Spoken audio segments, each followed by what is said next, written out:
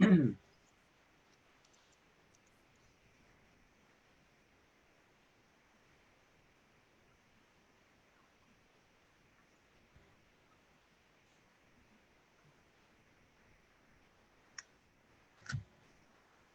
ver, aquí estamos.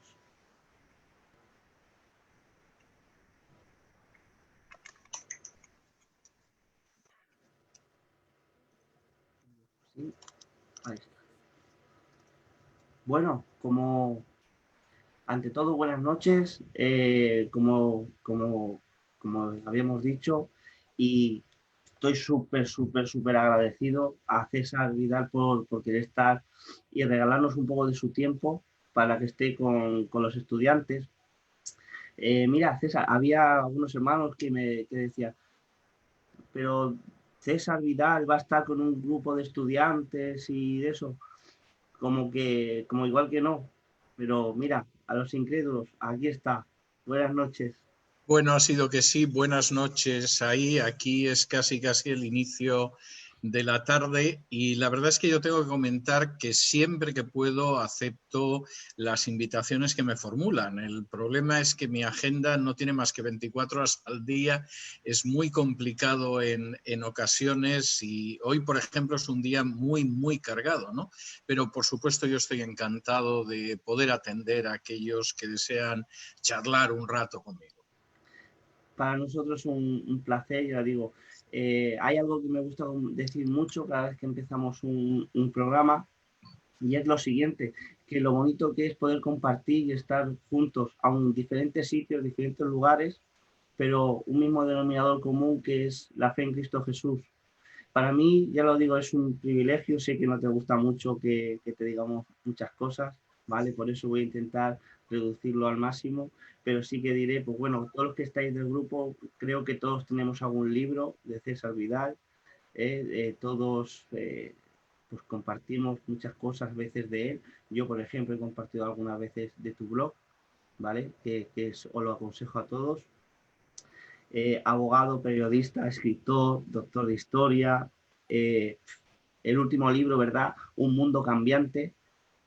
Un mundo que cambia, sí. Un mundo. Sí, que efectivamente la traducción en inglés sería un mundo cambiante, a changing world, sería así, un mundo cambiante, sería en inglés un mundo que cambia en español, sí. ¿Tienen más proyectos, César? Bueno, hay muchos, es decir, ahora hay bastantes libros que van a ir apareciendo en los próximos meses. En el mes de octubre aparecerá un libro que se ha retrasado años, que era un libro sobre la mujer y la reforma, y es un libro que aparece en español y en inglés al mismo tiempo. Empiezan a aparecer también a partir del otoño una serie de álbumes para niños. A principios del año que viene aparecerá un libro sobre Pablo, que es un libro bastante amplio para poder entender la vida y la enseñanza de Pablo. Hay una novela pendiente que aparece solo en un club de lectores en Estados Unidos, que se titula El exiliado, pero que yo espero que acabe finalmente apareciendo en alguna otra editorial.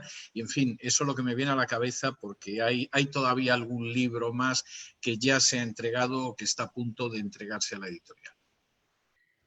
¿No tienes techo?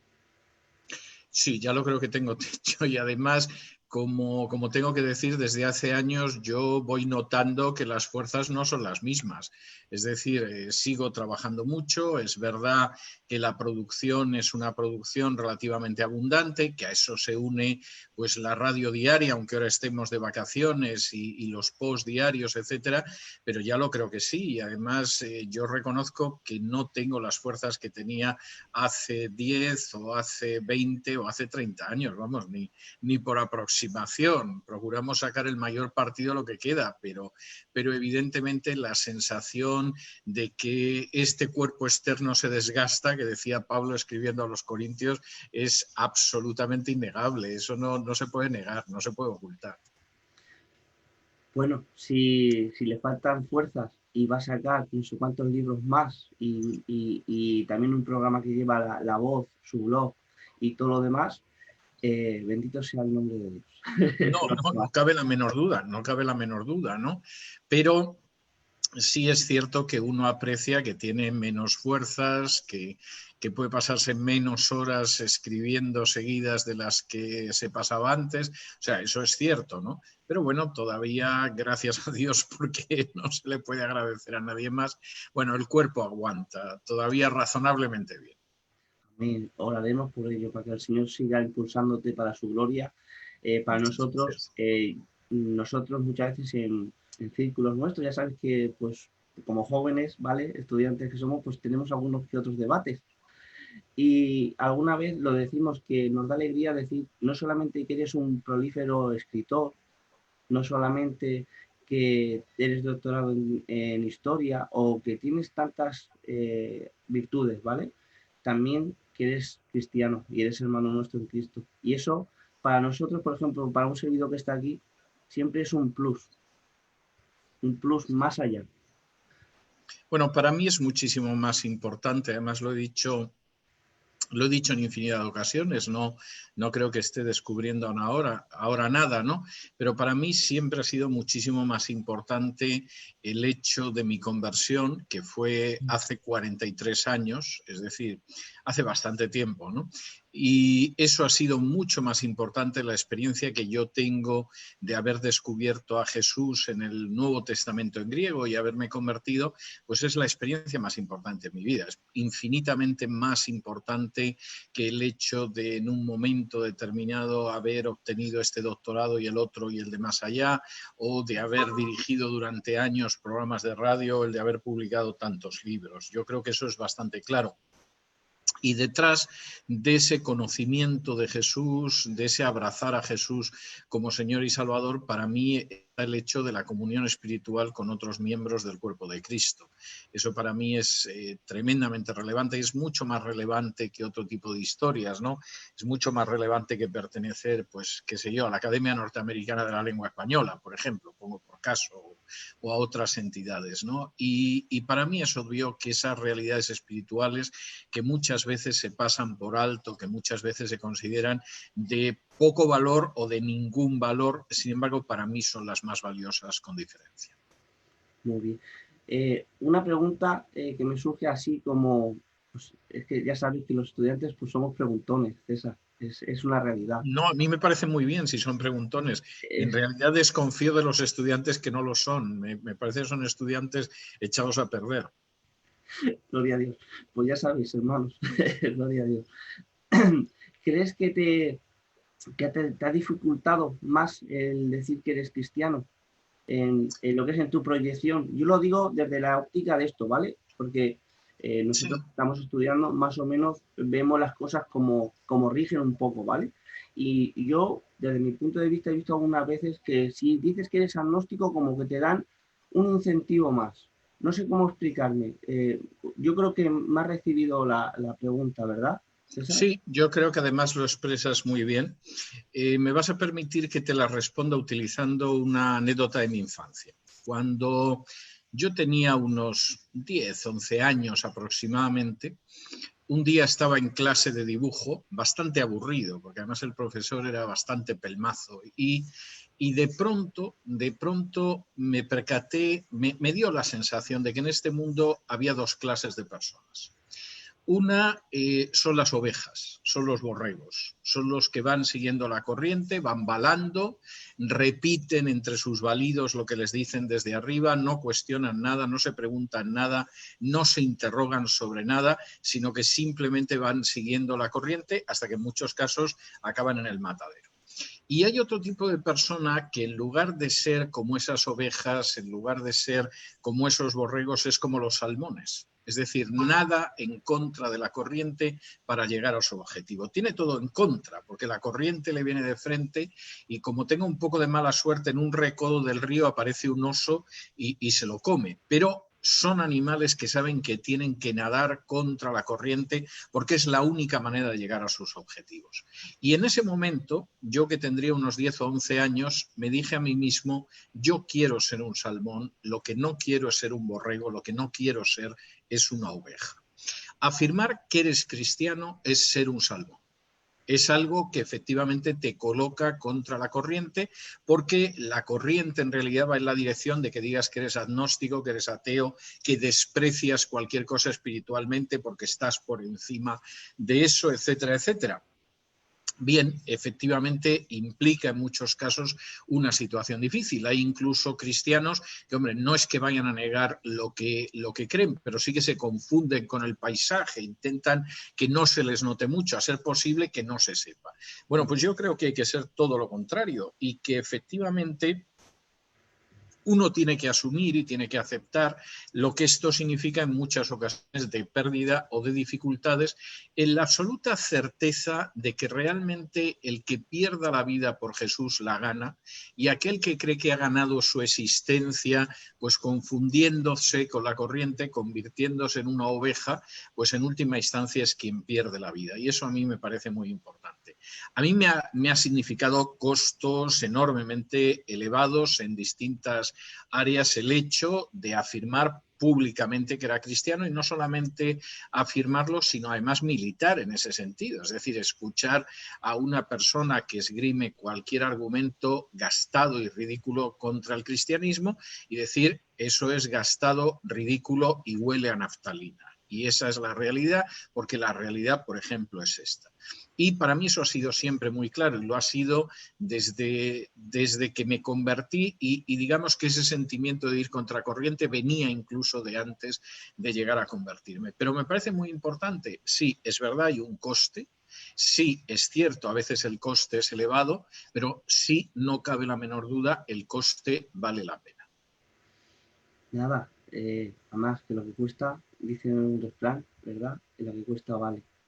Lo que cuesta es que seguir a Cristo, ¿verdad? A veces implica perder tantas cosas y nada, Pero nada. es muy bueno que sea así, y además nadie debería engañarse al respecto, ¿no? Cuando Pablo está escribiendo a Timoteo la segunda carta, que es la última de las cartas que escribió Pablo, y además es una carta que casi es un testamento, porque a Pablo le quedaban unos días, quizá unas horas, para que lo ejecutaran.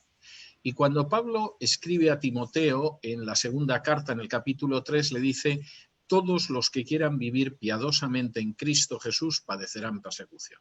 No dice, bueno, hay un 10% o hay un 50%, Timoteo, y tienes las mismas posibilidades de no experimentar persecución que de experimentarla, sino que él dice claramente que todos los que quieran vivir piadosamente en Cristo Jesús experimentarán persecución.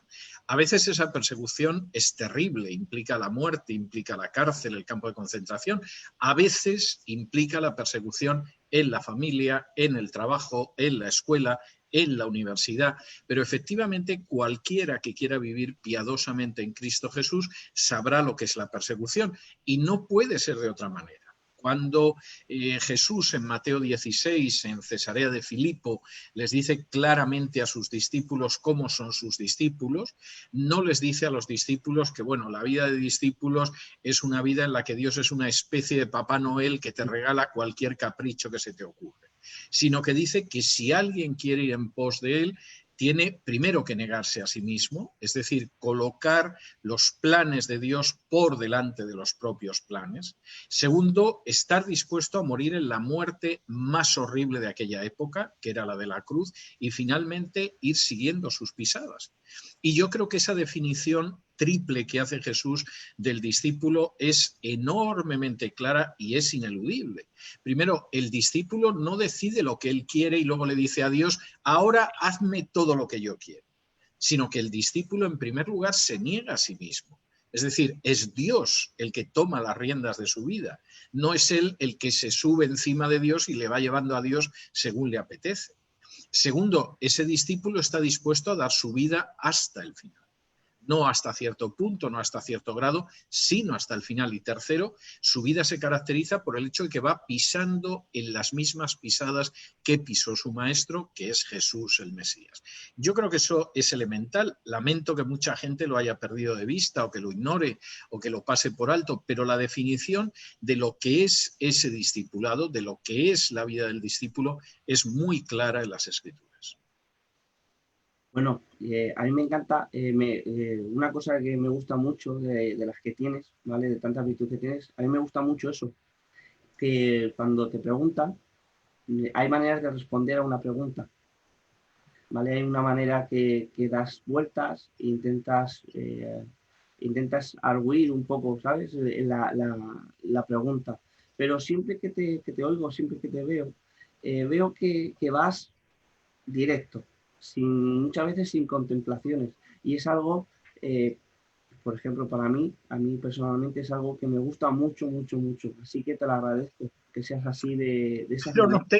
Pero no tengo otra opción. O sea, tú imagínate que estamos teniendo ahora esta entrevista que para ti es nocturna, para mí es la tarde, como se ve por la ventana que aparece al fondo, y vamos a suponer que todo va muy bien y nos volvemos a encontrar otra vez a la vuelta de unas semanas o de unos meses y está bien.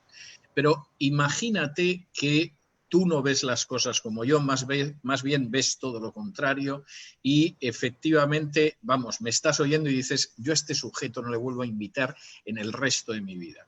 Yo no puedo perder la oportunidad de ser directo. Es decir, si tú piensas que ser discípulo es otra cosa distinta de lo que aparece en la Biblia, etcétera, etcétera, a mí la verdad es que no me importa lo que tú pienses. Yo lo que sé es que tú me has planteado esa pregunta. Hay una razón por la cual tú y yo ahora estamos juntos a través del ciberespacio y yo tengo que responder lo que tú me dices, porque no sé si tendré una oportunidad en otro momento en el futuro. Entre otras cosas porque a lo mejor tú te vas calentando a medida que me oyes y dices, a este imbécil no le vuelvo yo a abrir un micrófono en el resto de mi vida. Entonces, ante un riesgo de ese tipo, yo tengo que contestar de manera directa cuando estoy. Y creo que además esa es la actitud que deberíamos tener. Es decir, no empieces a pensar si al otro le va a sentar bien, si le va a gustar, etcétera. No, dile lo que hay. Porque no sabes si vas a tener otra posibilidad de poder testificarle acerca de Jesús que esa posibilidad en la que estás en ese momento. Me encanta, estás rompiendo lo que es ahora lo que se lleva mucho, que es la relatividad. Todo es relativo, todos tenemos una parte de verdad y todos juntos formamos la verdad. Y todas estas cosas que tanto se dice ahora, ¿vale? Y veo que no, pues eres de verdades absolutas. Es que yo creo que hay una verdad absoluta, ¿no? Es decir, Jesús no dijo, yo soy una verdad, un camino y una vida, sino que Jesús dijo, yo soy la verdad, el camino y la vida. Y además de sus discípulos espera que sean la sal de la tierra y la luz del mundo. No son una sal más dentro del supermercado espiritual que hay en el mundo, ni son una lucecilla más dentro del mercado espiritual que hay en el mundo. De los discípulos de Jesús se espera que sean la sal de la tierra y la luz del mundo. Y qué triste es si en vez de vivir como la sal de la tierra deciden quedarse dentro del salero, porque entonces, como dice Jesús, el mundo finalmente los arroja al suelo y los pisotea. Bueno, como estáis viendo, un placer. Tenemos a un hombre que se nos fue de Madrid. ¿Sabéis? Aquí tenemos muchos madrileños, César. Del grupo hay un montón, no sé cuántos, además tenemos de varios países, ¿no? Como es normal, pero hay una gran mayoría de madrileños. Un saludo a todos, Dios os bendiga a todos, recibid un abrazo grande. Un madrileño que en el 2013 se embarca y se nos va de España. Lo he dicho antes y lo digo de otra manera, pero sí que lo quería decir, que es verdad que, pues, por ejemplo, nosotros estamos en este lado del charco, nos gustaría más bien que estuvieras aquí. ¿Por qué? Porque creo que es una riqueza, ¿vale? Y claro, has exportado esa riqueza para otro lado. Y es bueno, y eso es bueno. Pero por otra parte, creo que muy bien porque por lo directo que eres. Hablando de la ideología de género, que es lo que nos toca ahora, una batalla de las ideas y tantas otras cosas, veo que el Señor, pues eso, Dios te ha ido dibujando un camino y también para poderse darte un explaye a ti también. ¿Sabes cómo te quiero decir? Dios te ha ido Sí. impulsando. Mira, yo creo que al final esto es algo que el Señor impulsó. Cuando yo me marcho a mediados de julio del 2013 de España, yo no sabía lo que iba a hacer. Es decir, llegué a Estados Unidos, yo venía pensando, bueno, no sé si voy a estar los meses de verano fuera y regreso, si voy a tener un año sabático y me vuelvo. O sea, realmente yo no lo sabía. Pero justo cuando, de manera además, en fin, que vas a ver que es providencial, yo generalmente acababa mi temporada de radio, me quedaba una semana arreglando papeles en España y me iba de vacaciones a Estados Unidos. Y ese año, la verdad es que me habían dado tan mala vida tanta gente que en vez de quedarme una semana arreglando papeles, al día siguiente yo me marché para Estados Unidos. Y cuando al día siguiente yo estoy entrando en mi casa con la misma bolsa de viaje y la misma maleta de cabina que tengo hoy en día, en ese momento veo que me están llamando por teléfono en el teléfono europeo. Yo tenía ya un teléfono americano y uno europeo, veo que me llaman en el europeo, veo que además la persona que me llamaba era conocida y descolgué, llamándome la atención cómo me podía llamar a una hora tan tardía, ¿no? Porque me llamaba desde España. Esta persona, por hacer el cuento corto, me comunica que a la semana siguiente iban a lanzar una bomba sobre el piso en el que yo vivía en Madrid, de tal manera que yo me había salvado, pues porque había decidido marcharme antes. Si me hubiera quedado en Madrid, como hacía todos los años, la bomba me hubiera pillado y hubiera acabado conmigo. Y en ese momento yo estuve orando durante el domingo, eso era un sábado por la tarde, y el lunes fui a un abogado de inmigración que yo conocía, le entregué los papeles para que solicitara mi permiso de residencia en Estados Unidos y me dieron la Green Card, la tarjeta verde, en 8 semanas. Fue un proceso rapidísimo, que incluso en ese despacho de abogados todavía siguen hablando de que nunca han visto una concesión tan rápida de lo que era la residencia en los Estados Unidos. Y ahí se salvó mi vida. En apariencia, puedes pensar que yo perdía muchas cosas, porque efectivamente perdí lo que tenía en España. Fue la tercera vez en mi vida que tuve que empezar de -0, no de 0, sino de -0. Pero la verdad es que cuando lo ves con un poco de perspectiva, yo no puedo nada más que darle gracias a Dios. Es decir, primero me salvó de volar por los aires, que no era algo que realmente me apeteciera. Segundo, me dio una proyección internacional que yo no tenía. Había alguna persona que me conocía en algún sitio del continente americano, pero ni punto de comparación de lo que eso es ahora. Quiero decirte, la última exposición que yo tuve el sábado pasado para jóvenes a través de una de estos sistemas, no recuerdo ahora si era el Zoom o cuál era, la última era para más de 2.000 jóvenes a la vez. Entonces, quiero decirte que efectivamente la proyección es muy diferente. Y el Señor sabe lo que hace. Es decir, pierdes una serie de cosas, pero no cabe la menor duda de pues, es porque Él desea colocarte en otro sitio donde eres mucho más útil. Y las pérdidas materiales son las menos importantes de todas las pérdidas. Bueno, precioso. El tiempo es oro. El hermano está también en otros lados, tiene un compromiso. Solamente decirte, porque hoy vemos un repunte muy grande, César, de lo que es el movimiento este de raíces hebreas, y vemos como muchos cristianos pues están pues como aducidos, como dice el libro de Gálatas. Sí. Seducidos, fascinados. Sí. Es algo ya descompasado, no es algo normal, la verdad. Veo muchos también estudiantes también que es como algo que atrae, algo que está bastante, es una amenaza bastante grande hoy por hoy, ¿vale? Y quería preguntarte, ¿cómo empezó este movimiento? ¿Cómo es el inicio, César? Vamos a ver, en estos momentos, porque creo que acaba hoy, ¿no? Pero en estos momentos, en mi página web, que es www.cesarvidal.com, creo que hoy acaba una serie de vídeos que he estado colgando sobre teología contemporánea. Y creo que han sido 12, 13, 14, no recuerdo bien el número.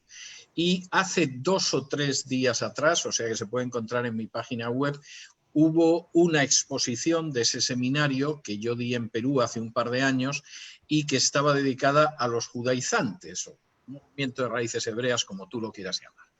Vamos a ver, el origen de todo esto surge en los años 70, y yo diría que surge además de buena manera, es decir, surge en los años 70 con un grupo de judíos en Estados Unidos que se han convertido a Cristo y que sienten una carga por comunicar el Evangelio a otros judíos y que insisten, por ejemplo, pues en el hecho de que realmente el judío realizado, el judío completo, el judío consumado, es aquel judío que de pronto ha descubierto también al Mesías, que es Jesús. Y el inicio del movimiento, que empieza sobre todo con un grupo afincado en la costa oeste de los Estados Unidos, que se llama Jews for Jesus, es decir, judíos por Jesús, es un inicio correcto, hasta tal punto que casi de manera inmediata hay distintas instancias judías que se dedican a cargar contra los Jews for Jesus, diciendo, bueno, estos son judíos evangélicos pretendiendo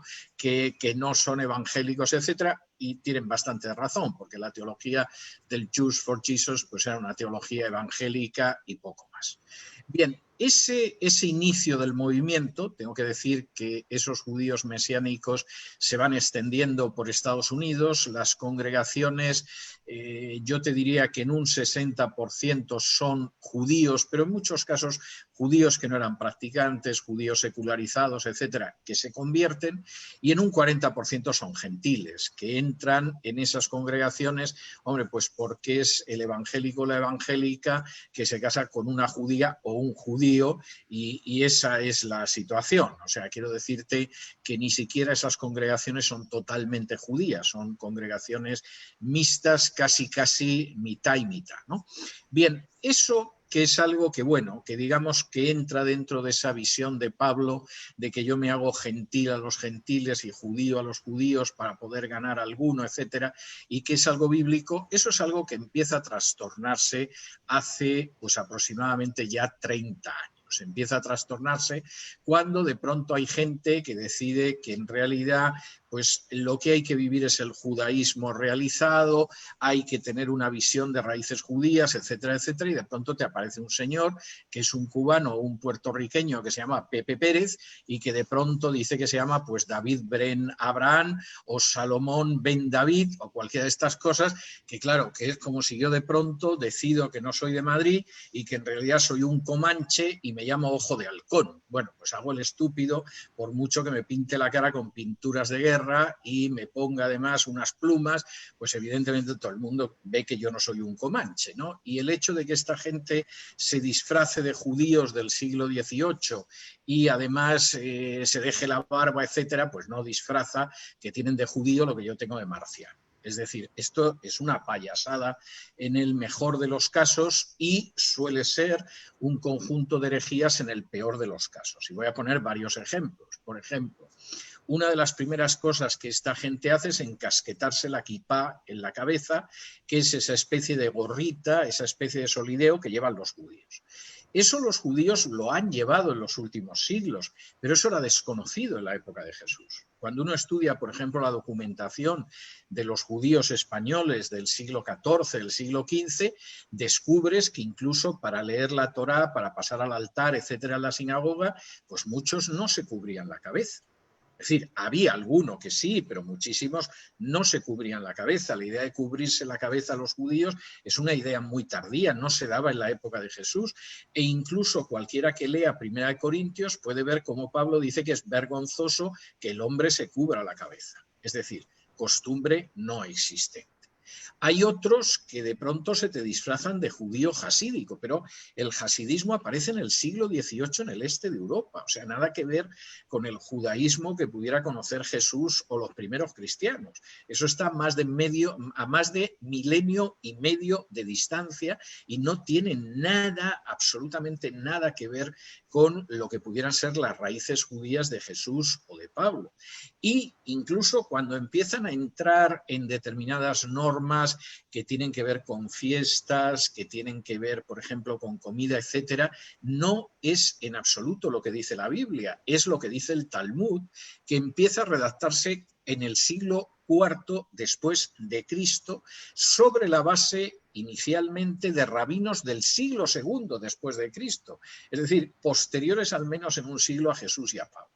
Y los ejemplos son muchos. Déjame que ponga un par de ejemplos para que se vea hasta qué punto esta gente está despistadísima y demuestra una ignorancia verdaderamente lamentable. Por ejemplo, en la Biblia, en la Torá, en el Pentateuco, aparece establecido que no vas a cocer el cabrito con la leche de su madre. Es decir, esa era una ceremonia que se hacía en el paganismo y hay una prohibición expresa en la Torá de no cocer en esa leche al animalito y no comértelo junto. Esa es toda la prohibición.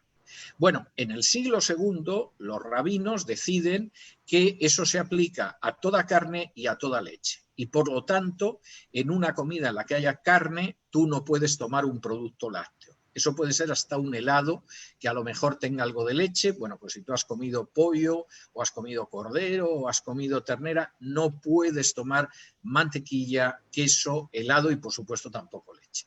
Pero eso no es lo que dice la Torá. Eso es una interpretación discutible de un mandato de la Torá. Por ejemplo, en la Torá, la transmisión familiar se produce a través del padre. Abraham es el que engendra a Isaac, Isaac a Jacob, es lo que vemos en las genealogías del Antiguo Testamento y del Nuevo Testamento. Pero en el siglo II los rabinos llegaron a la conclusión de que la transmisión de la condición de judío no venía por el padre, sino por la madre.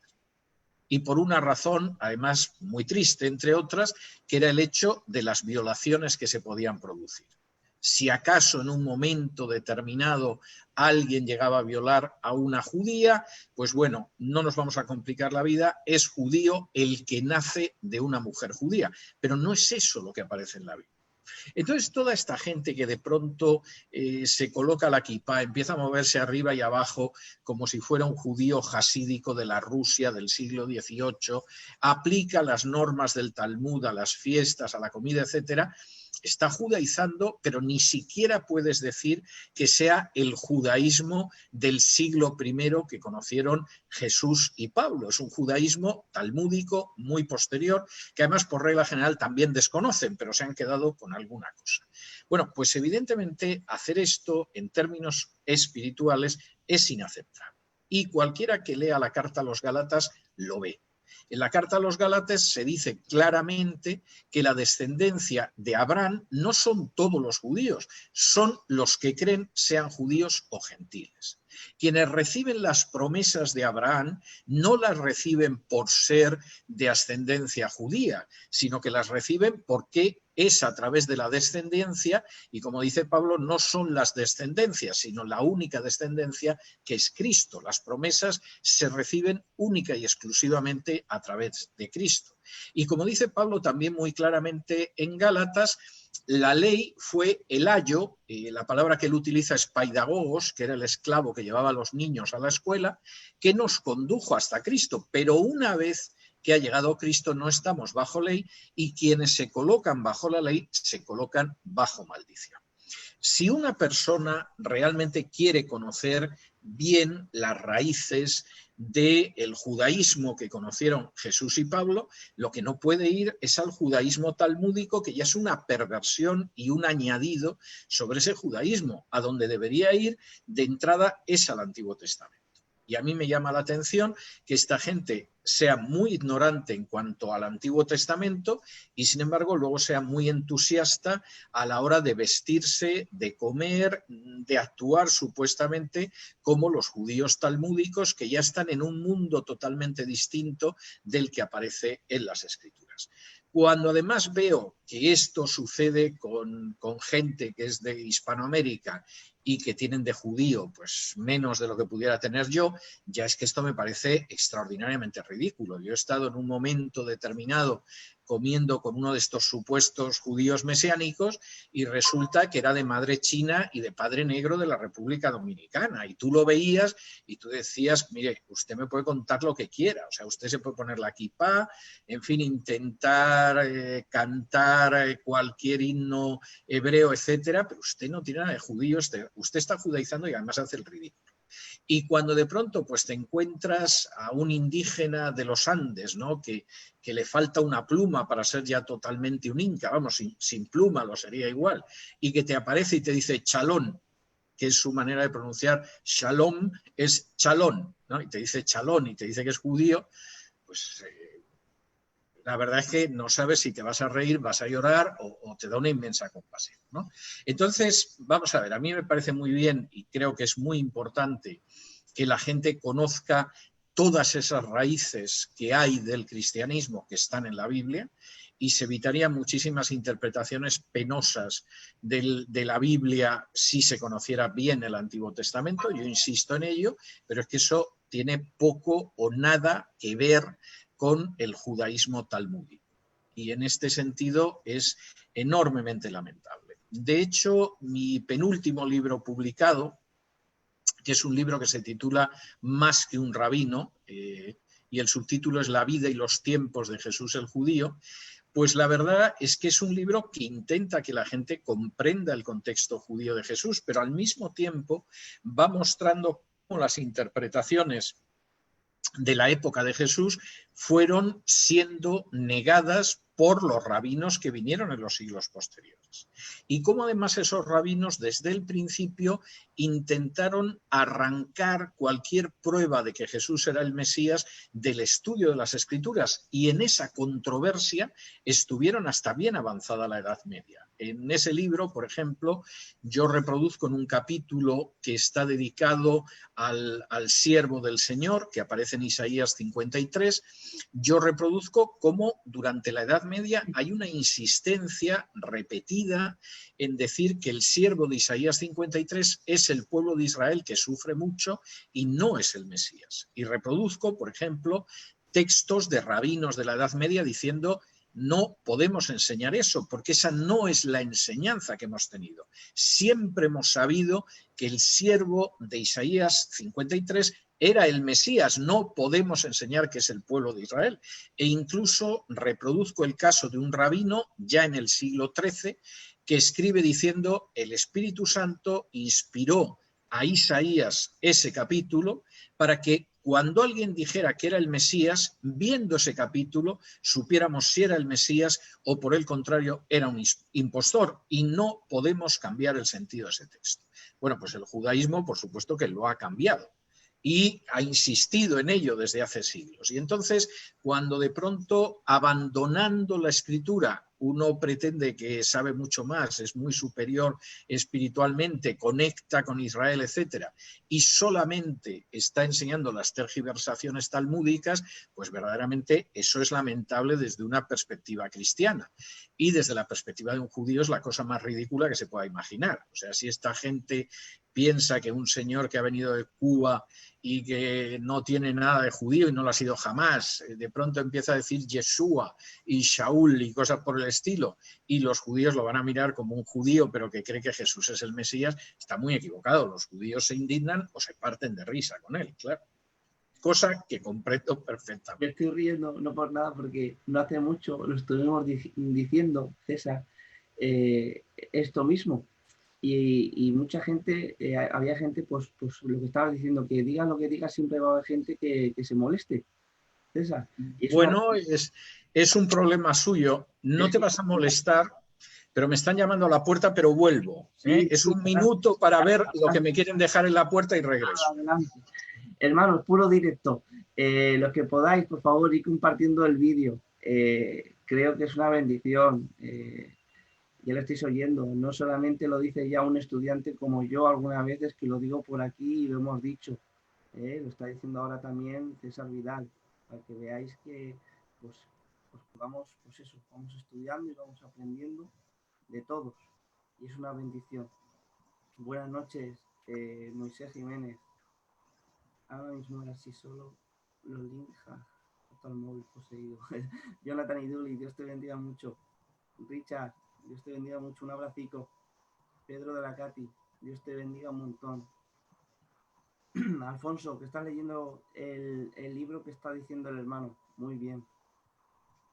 Y te lo recomiendo, lo estoy leyendo. Bueno, estoy de regreso. Aquí el servicio de entregas y correos funciona casi las 24 horas del día, casi todas las horas del día y de la noche, y te pueden llegar en cualquier momento. O sea que esa era la razón, pero ya está solucionado.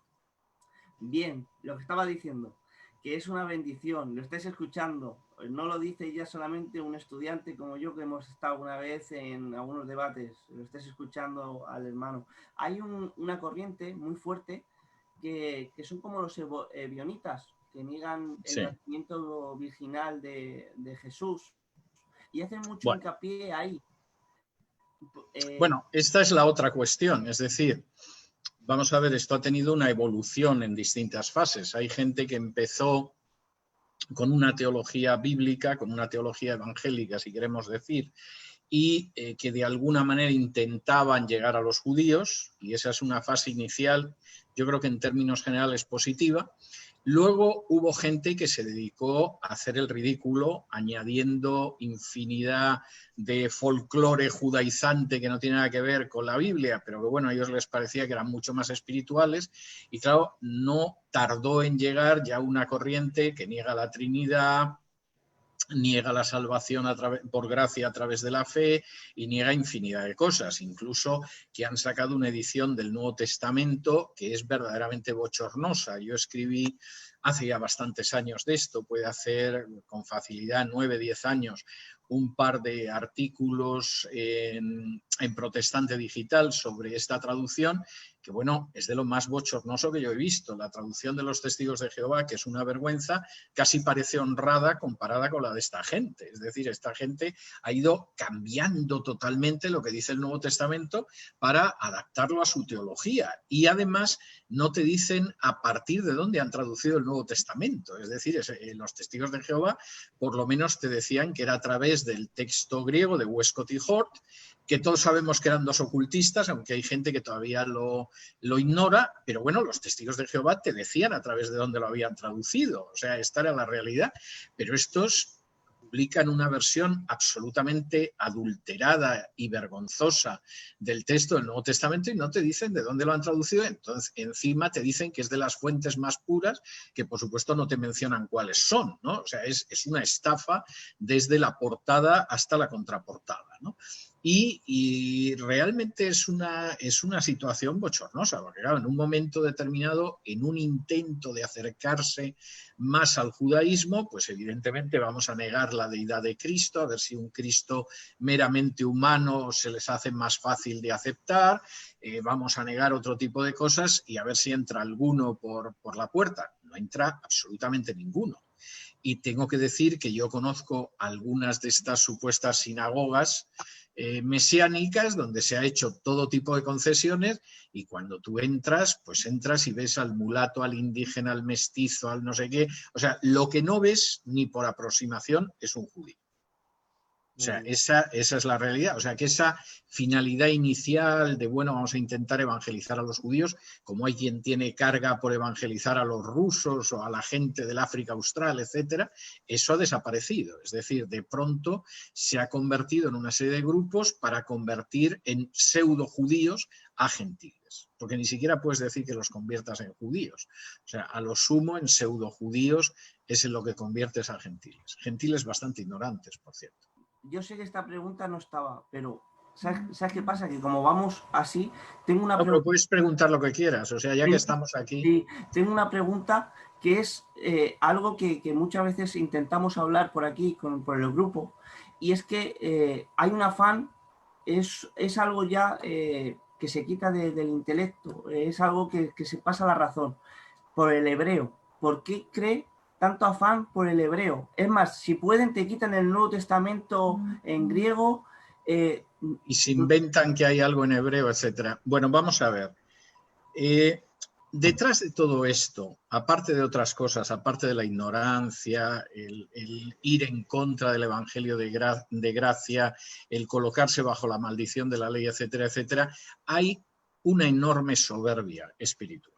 Es decir, ¿qué puedo yo inventarme que me coloque por encima de ti?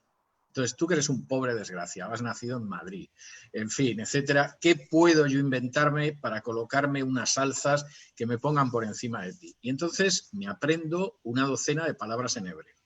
Eso la gente que sabe la docena de palabras en hebreo. Vamos a ver. Yo creo en la importancia de conocer las lenguas bíblicas. Yo conozco las lenguas bíblicas hace décadas. He publicado incluso una edición interlineal griego-español del Nuevo Testamento. O sea, no es algo que a mí me parezca de poca importancia. Pero si alguien cree que es más espiritual, porque en vez de decir Jesús, dice Yeshua, es un majadero. Porque en el mismo Nuevo Testamento, que se escribió en griego y no en hebreo, se utiliza la palabra para Jesús en griego, que es Jesús. Y a nadie, ni a Pablo, ni a Lucas, ni a Mateo, ni a Marcos, ni a Juan, ni a nadie, se le ocurrió poner Yeshua y luego seguir escribiendo en griego. Es decir, es de ser muy necio el pensar que eso te hace más espiritual, te acerca más a Dios, etcétera, etcétera, etcétera. Y entonces esto es algo muy claro, pero eso sí, claro, tú de pronto dices Chalón, o dices Yeshua, o dices cualquiera de estas cosas, bueno, eso parece que te coloca a una altura espiritual. No, no. Te coloca en la posición del ignorante, que además es soberbio y encima hace el ridículo. Es así de claro.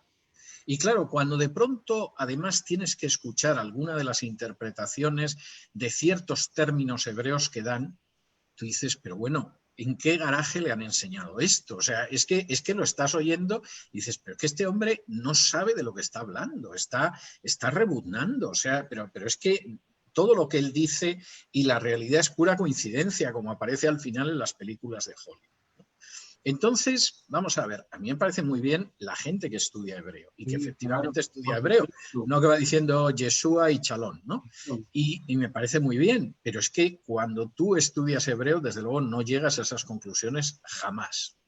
Y sobre todo el Nuevo Testamento, les pese o no les pese, se escribió en griego. O sea, es que es una cosa de una claridad tremenda y además muy bien desarrollado. En algunos casos el texto de determinados pasajes del Nuevo Testamento no sería igual si no se hubiera escrito en griego, porque aprovecha mucho esa riqueza lingüística del griego. Por ejemplo, Colosenses, escrito en hebreo, hubiera sido un texto muy inferior. Es decir, porque Pablo utiliza una serie de términos que son propios del griego y que no tenemos en otras lenguas.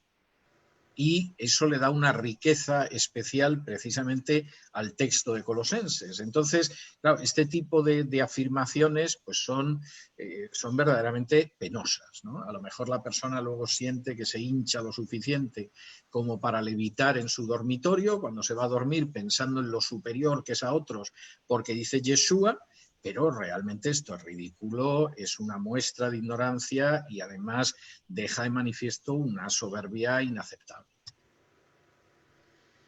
Bueno, es que yo creo sinceramente, César, estoy oyendo más de lo que yo me esperaba y no sé, muy bendecido de verdad por ti. Sé que tienes que estar en otro lado, así que tampoco quiero abusar de tu amabilidad, de ese buen hacer que has tenido de estar con nosotros, de este grupo de estudiantes que te aprecian en el Señor. Es más, y que muchas veces cuando estamos hablando ciertas cosas, de ciertos temas, sacamos muchas veces, hacemos pequeñas apologías, claro, no a tu estándar, ¿vale? Pero sí al nuestro, de estudiantes. Y sí que vamos haciendo algunas cositas y a muchas cosas de ellas les hemos cogido de ti. Os lo recomiendo, el blog. Tiene un blog donde lo puedes citar, por favor. Sí, sí, claro, mi página web, que además es donde también aparece mi programa diario de radio. Estamos ahora de vacaciones y volvemos el 14 de septiembre, pero en días normales está el programa de radio, es www.cesarvidal.com, está hecho para que hasta los amnésicos lo recuerden, y todos los domingos, ahora descansará el blog hasta inicios del mes de septiembre, pero todos los domingos hay un estudio bíblico. Empezamos con Génesis 1.1, estamos ahora en el capítulo 9 de Lucas y, por ejemplo, para muchas cosas que busque la gente puede ir al buscador de esa página web y en un momento determinado buscar Isaías, buscar Daniel, buscar Mateo, etcétera, y poder entrar en esos pasajes. Es decir, lo que pasa es que todavía estamos en Lucas y yo creo que tenemos para 2 años como mínimo seguramente más para llegar al final del Nuevo Testamento, pero en cualquiera de los casos hay muchos materiales y también hay muchos materiales que son audiovisuales. Ahora he terminado, creo que ha sido hoy el final de este seminario sobre teología contemporánea y creo que ya digo que incluso ha habido una entrega sobre judaizantes, pero al mismo tiempo hay otros materiales que se pueden buscar en el buscador de esa página. De modo que, por supuesto, cualquier persona es bienvenida a buscar en esa página, pero también cualquier persona que se quiera dirigir a mí porque desea que recomiende bibliografía o aclarar dudas, etcétera, me puede escribir a mi email, que es cesarvidal@cesarvidal.com. También está hecho para que hasta los amnésicos lo recuerden, ¿no? Y entonces, en ese sentido, la idea siempre ha sido el poder servir a los demás. En la medida en la que os podamos servir, tanto en mi caso como en otras cuestiones más seculares, gente de mi equipo, pues realmente estamos encantados de poder serviros. Una bendición, de verdad, que seas un hombre así, que estés en una raya de mundial y que a la misma vez te seas así tan accesible. Es algo que se agradece mucho, mucho, mucho. No sabes cuánto. Bueno, es que si no eres accesible, ¿cuál es la utilidad?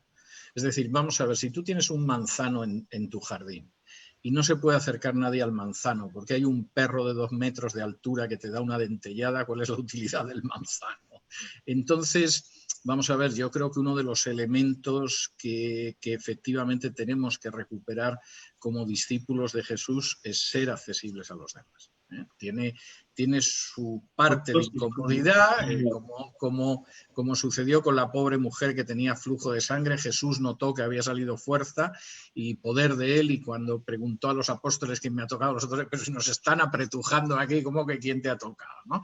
Bueno, pues yo creo que tenemos que estar dispuestos a asumir esas pequeñas incomodidades a veces, que es que pueda haber gente, que la gente te pueda apretujar, etcétera, porque realmente el Señor nos ha llamado a ser siervos. Y para gente que se coloca por encima de los demás, que se considera superior, que en vez de servir a, se sirve de, bueno, de esos ya sobra mucha gente, no es algo que necesitemos.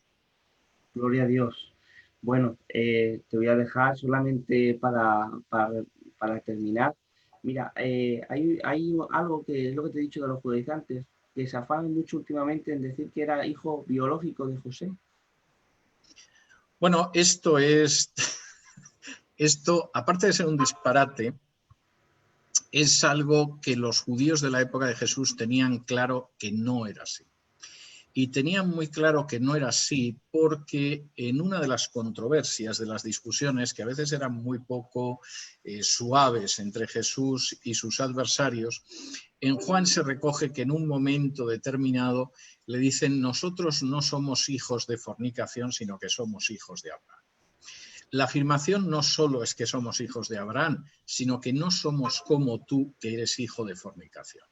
Es decir, que nosotros sabemos que tu papá no era tu papá y tu mamá se quedó embarazada de una manera que no era de tu papá. Es decir, esa circunstancia de que José no era el padre de Jesús era algo conocido en la época de Jesús, es algo que aparece en la época de Jesús y se repite, y que además va a formar parte luego de escritos dentro y fuera del Talmud muy injuriosos contra Jesús y contra su madre. Pero desde luego lo que nadie al parecer se creía era que José fuera más allá del padre legal de Jesús. O sea, ese tipo de interpretación, pues en fin, puesto a ver cómo le vendes la historia a algún judío que se la crea, que hasta donde yo sé no se la ha creído ninguno, pues te puede parecer que es una genialidad, pero no deja de ser un disparate. Muy bien, ya está, con esto termino, de verdad.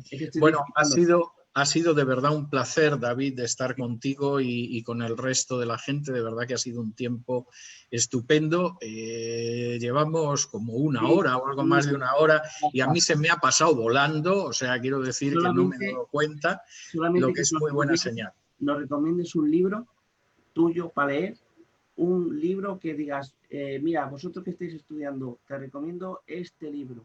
Bueno, si lo que estáis estudiando es la vida y la enseñanza de Jesús, Mi recomendación es Más que un rabino. Más que un rabino en España lo encontráis en librerías evangélicas, CLC, etcétera, se puede encontrar, pero se puede encontrar también en Amazon, o sea que no hay problema para encontrar el libro.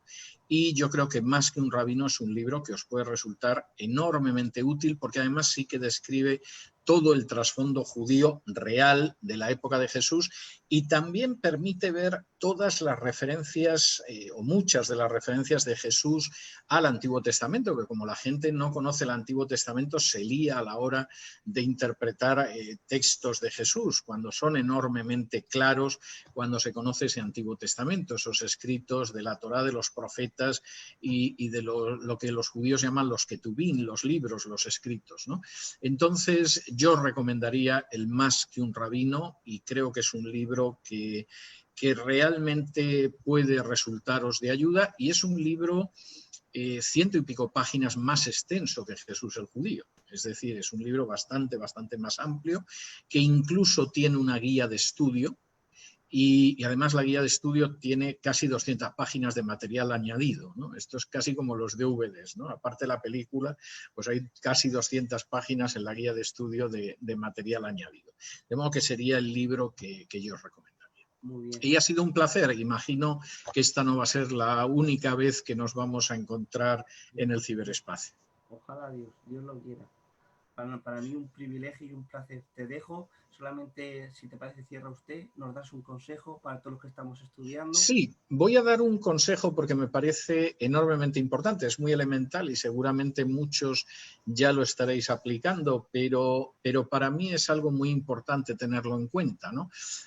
Hace unas semanas hubo un muchacho de un país de Sudamérica que me mandó un email preguntándome por una serie de cosas, porque era un estudiante, quería formar un grupo de apologética y nada más salir en la universidad le habían presentado un par de objeciones y realmente no sabía cómo responderla, pero no eran objeciones alambicadas, retorcidas, sofisticadas, eran cosas elementales, ¿no?